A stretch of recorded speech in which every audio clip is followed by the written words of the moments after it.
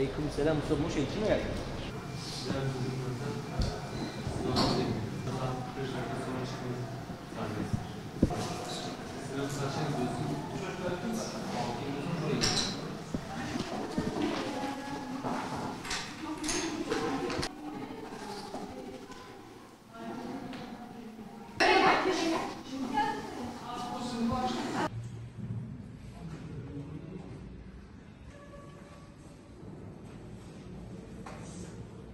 Bismillahirrahmanirrahim.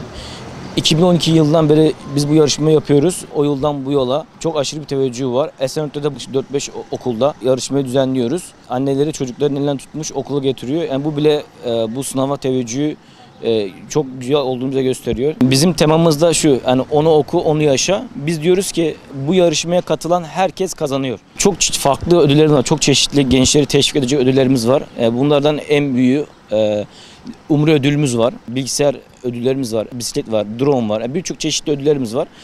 Yani 7'den 70'e herkese yetecek kadar, herkese hitap eden ödüllerimiz var. Ama buradaki amaç gaye ödülde Efendimizin hayatını öğreniyor. Çocuk buraya girdiğinde Efendimizin hayatını okuyor, tanıyor. Biz de diyoruz ki onu oku, onu yaşa. Biz onu okursak onu yaşarız, onu yaşarsak hayatımıza yaşatırız, topluma yaşatırız yani. Açıkçası şunu söylemek gerekirse insanlar da hani bu 2025 yılında şu hani insanların akın kötülüğe doğru gittiğini gördü.